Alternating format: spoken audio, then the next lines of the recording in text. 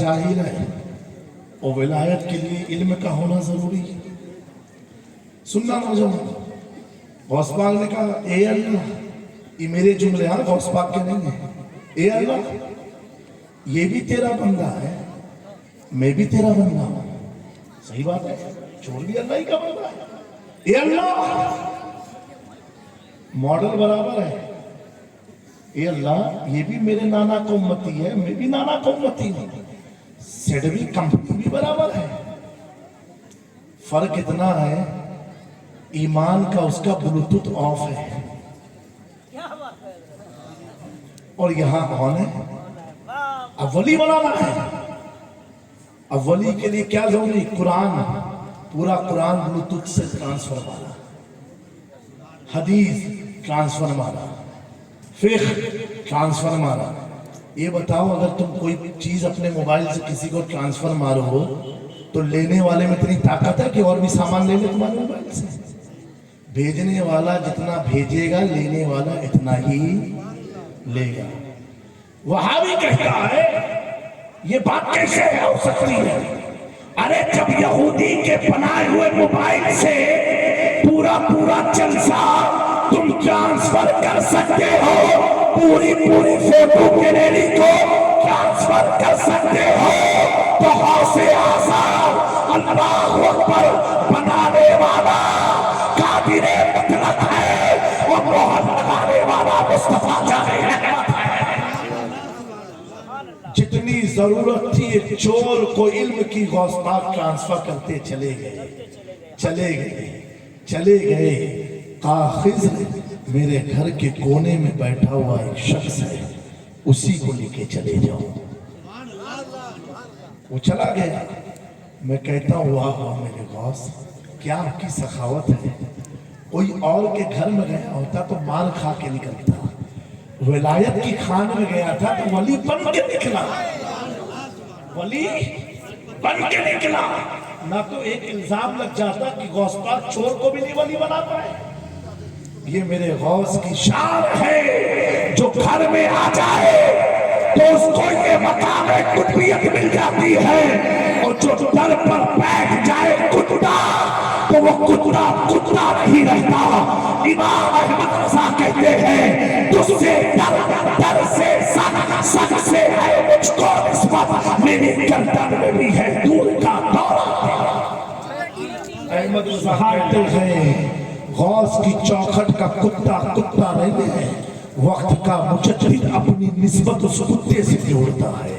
क्योंकि जब ये कुत्ता इतने मुकद्दर वाला है कि बैठा कहाँ है, हम कुत्ते को नहीं देख रहे हैं, हम उसकी निस्बत देख रहे हैं, बैठा कहाँ है। गौसे आजम के घर की चौखट पर बैठा है, उनके घर पर बैठा है। मेरे प्यारों, मेरा इमाम समझ गया, जब बनी इस्राइल के औलिया की सोहबत में अगर कुत्ता बैठ जाए तो जन्नत में जाएगा। ये उम्मते मुस्तफा के गौसे आजम की सोहबत में बैठा हुआ कुत्ता है, ये मानवी कुत्ता नहीं है। जब वो जन्नत में जा सकता है तो अहमद रज़ा को अपनी निस्बत इस कुत्ते से तुझसे डर। गौस पाक जो आपका घर है उस पर जो डर है, और डर पर जो कुत्ता है, उस कुत्ते से अहमद रज़ा को निस्बत है। मेरे प्यारों, ये हुजूर गौस पाक का मकाम है जिसको ना कोई बता सका है, ना कोई बता सकेगा। अल्लाह ने वो मकाम अता फरमाए हैं कि खुद गौस पाक फरमाते हैं कि कुरान की कुछ आयात तो ऐसी हैं जिसकी तफसीर मैं खुद हूँ। ये हुजूर गौस पाक है। हुजूर गौस पाक अल्लाह अकबर, अल्लाह तबारक व तआला इस पूरे इलाके वाले को हुजूर गौस पाक के फैजान से माला माल फरमाए। सैयद अल्फे रसूल साहब किबला बड़े आलिम हैं, अजहरी भी हैं और बड़े ही नेक आदमी हैं, मोहब्बती हैं, और हमारे इनके ताल्लुक तकरीबन 3 साल से हैं और बड़ी मोहब्बत करते हैं। मुझे भी इनसे मोहब्बत होती है। एक तो नौजवान भी हैं और साथ साथ हालात हाजरा को भी देख करके काम करते हैं। مجھے یہ اچھا لگا جو آج آپ لوگوں کو ٹکڑا غوث پاک کے آستانے کا دیا گیا. یہی تو ہم سنیت کی پہچان ہے. ہماری نسلوں کو پتہ ہونا چاہیے کہ ہمارے اجداد کا کنیکشن کس بارگاہ سے لگا ہوا تھا. اپنے کنیکشن کو مضبوط کرو، اور یہ کنیکشن ایسا ہے جو دنیا اور آخرت میں ساتھ دینے والا ہے، آخرت کی نیا کو پال لگانے والا ہے. بس سید صاحب قبلہ سے ملتمس ہوں، اس سب چھیترے میں جب بلائیں تو 11:30. ہم 11-12 والوں کی اولاد ہیں. کس کی اولاد ہے؟ 11-12. اور 11-12 کے بعد کیا آتا ہے؟ بولو. 1. 11-12 کے بعد کیا آتا ہے؟ آپ کے ہاتھ کی جو گھڑی ہے اس میں 13 نہیں آتا، 1 آتا ہے. موبائل میں 1 آئے گا. آپ کے گھر میں جو دیوان میں گھڑی لگا تو 1 آتا ہے. اسی وہابی لوگ 24 کی گھڑی لے کے چلتے ہیں. سننی کے بعد 11-12 1. 11 تک آگئے، 11 کا کام ہے 12 تک پہنچا دینا، اور 12 کا کام ہے 1 تک لے جانا. اور 12 اب ایسا نہیں 11 سے آپ 12 میں آئے تو 11 کو بھول جاؤ. نہیں، یہ بھی کلیئر کر دوں. 12 کیسے لکھا جاتا ہے؟ 1 اور 2 تو ٹوٹل ہوا 3. سمجھے؟ تو غوث پاک کے ساتھ جاؤ گے تو حضور نے 1 اور 2 میں، یعنی 2 لفظ جو لکھا نا 2 نمبر، تو حضور ہے، غوث پاک ہے. اور جو 1 ہے وحدہ لا شریک ہے. سبحان اللہ. تو 11-12 1. میں 11-12 والوں کی اولاد میں سے ہوں، تو کم سے کم 11-12 کے بیچ میں کیا جائے تو سبحان اللہ. پھر تو کیا کہنا. پھر ہم لوگ 10 والے بھی ہیں، 10 مبشرہ والے بھی ہیں. الحمدللہ. اللہ تبارک و تعالی آپ سب کو شاد رکھے، آباد رکھے، اور کثرت سے غوث پاک کا ورد کرتے رہو، محفل غوث اعظم سجاتے رہو، اور خالی کھیت کھلیان کا پیسہ کھائی کر کے ختم نہ کرو. یہ دعا مانگتے رہو، اے اللہ کم سے کم ایک بار غوث پاک کا آستانہ تو دکھا دے. آمین. ہاں جیتے جی دیکھ تو لو کہ کل قیامت کے دن کہیں اٹک جاؤ، پھنس جاؤ تو کہو اے غوث پاک بڑے پیر، ہم آپ کا واقعہ آپ کی اولاد سے سنے رہے ہیں. انہوں نے کہا تھا کہ میرا باپ کیا تیرا باپ میرے گھر سے گزرا تھا، تو حضور یہی سن کے آپ کے گھر پر آیا ہوں کہ کل اگر نیا پھنسی تو یہی کہیں گے حضور میں برا تو ہوں، لیکن جب دنیا میں آپ نے اپنی چوکھٹ پر بلایا تھا، آج کم سے کم جنت کے دروازے سے تو گزار دو. تو دیکھ لو یہ پیسہ چھوڑ کے جائیے کوئی فائدہ نہیں ہے. اچھا یہ حضرت سنگھ ہمارے مسلم کون ہیں؟ عیسائی اور یہودی جو ہیں وہ بینک بیلنس نہیں کرتے. پورا یوروپ انگریز جتنا آپ نے کمایا آپ پوری زندگی خرچ کر ڈالو گے، چیریٹی کرو گے، سفر کرو گے، ٹورسٹ میں گھومو گے. اور اگر آپ پوچھو گے آپ کے بچوں کا تو کہیں گے جیسے میں نے محنت سے کمایا بچہ بھی محنت سے کمایا. آج ہماری قوم کے بچے آلسی کیوں ہوئے، سو کیوں کر رہے ہیں؟ انہیں معلوم ابا اتنا کمائی نے کھائی لے. ہاں صحیح بات ہے. اور کتنے ماں باپ بولتے ہیں اے بابو تمہیں کچھ کرنے کی ضرورت نہیں، پوری 6 نسل بیٹھ کے کھانا کھائیے، اتنا ہم نے پاک کھیت کھا لیا. تو اب کیا ہوا لڑ کے سب سست ہو گئے. اور سستی ایسی سستی ہے، مرغا دیکھا تو بوائلر کبھی کی آواز نہیں، سب سست ہے. کھائے سے پہلے آدھے مرے رہا وہی سست مرغا کھائی کر کے قوم ہماری سست ہوئی. کیا کیا گیا؟ نہیں آفت ہے کہ نہیں؟ تو اللہ نے اگر دولت دیا ہے جمع کریے ہو، جب دنیا سے جائیے جو کفن پہناوا جائیے وہ میں جیبوں بنائیے کہ کہیں لکائی کے کوئی رکھے. کچھ نہیں، خالی ہاتھ آئے تھے خالی ہاتھ جاؤ گے. تو کم سے کم جیتے جی گھر بنانے کے لیے قرضہ لے لیں گے. حضرت گھر بنانے کے لیے قرضہ لے لیں گے لمبا. سماج کو دکھانے کے لیے گاڑی قرض پر لے لیں گے، موٹر سائیکل لے لیں، موبائل اب تو لوگ EMI پر خرید رہے ہیں. لیکن یہ دعا نہیں مانگتے ہو یہ اللہ کم سے کم جیتے جی ایک بار مکہ مدینہ تو دیکھ لیں. اس کا نہیں جذبہ ہمارے بچے کھائیں بات میں.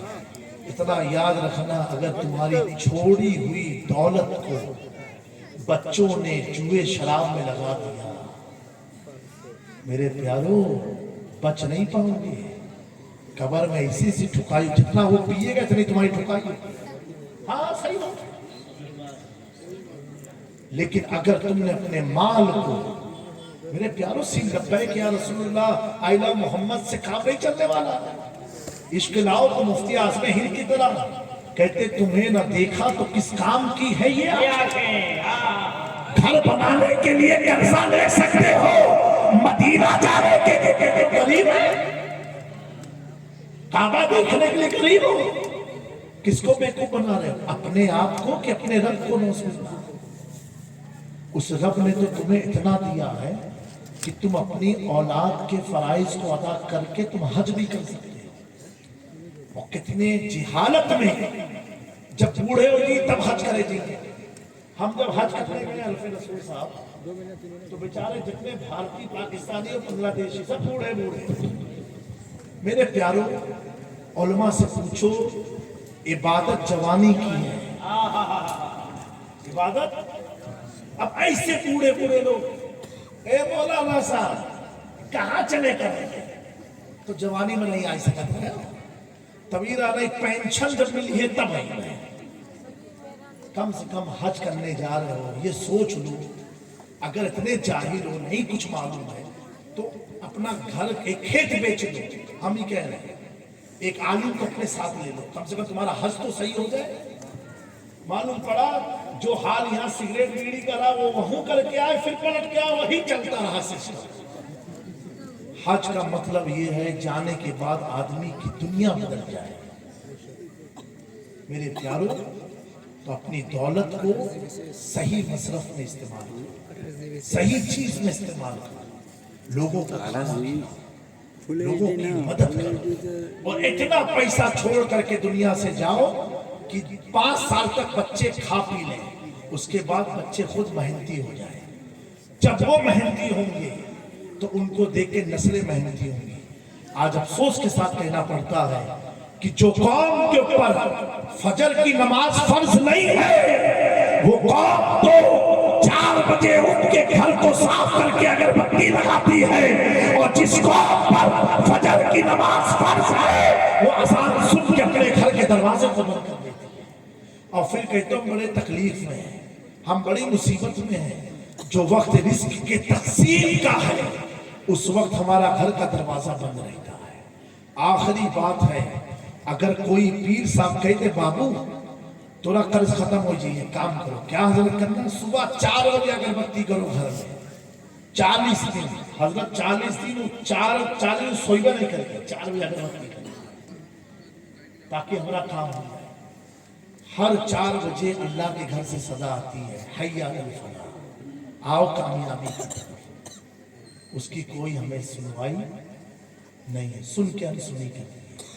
نماز کس پر فرض ہے جو بوڑھے ہو چکے ریٹائر ہو چکے ہیں جن کا ایک پیر ہندوستان میں ایک پیر قبرستان میں. جوان لوگ تو سمجھتے بڑھاپے میں سب دیکھا جائے گا. میرے پیاروں بڑے بڑے جوان آج کی تاریخ میں ایسے مر رہے ہیں ہارٹ اٹیک میں اللہ اکبر انہیں سجدے کی بھی توفیق نہیں مل پا رہی ہے. میرے دوستوں موت کا وقت مقرر ہے. وہ جوان بوڑھا بچہ دیکھ کے نہیں وہ کبھی بھی تمہارے قریب آ سکتی ہے. اور پیارے آقا صلی اللہ علیہ وسلم نے فرمایا جو شخص گناہ کبیرہ کا عادی ہو جاتا ہے یعنی کثرت سے نماز چھوڑنا جھوٹ بولنا زنا کرنا مکر پھیلانا حسد رکھنا یہ سب گناہ کبیرہ ہے. چغل خوری کرنا ایک دوسرے سے حسد کرنا اور حسد کی وجہ سے لڑائی کرنا آپ فرما ماں باپ کو تکلیف دینا شراب پینا جوا کھیلنا. حضور فرماتے جو گناہ کبیرہ کے عادی ہوتے ہیں اللہ ان کی عمر کو کم کر دیتا ہے. ان کی زندگی سے سکون کو ہٹا دیتا ہے. ان کے چہرے سے نور کو ہٹا دیتا ہے. میرے پیاروں اللہ تبارک و تعالی ہم سب کو ان چند جملوں پر عمل کی توفیق عطا فرمائے. میری بات اگر آپ کو بری لگی ہو تو مجھے معاف کرنا لیکن میرے پیاروں اتنا ضرور کہوں گا، حالات بہت بدتر سے بدتر ہیں۔ ابھی بھی اگر ہم نہیں سمجھیں تو آنے والا دور ہمارے لیے بڑا ہی دشوار کن ہوگا، بڑا ہی تکلیف والا ہوگا۔ اللہ رب العزت ہم سب کو سمجھنے کی، عمل کی توفیق عطا فرمائے۔ وما علینا الا البلاغ۔ استغفر اللہ۔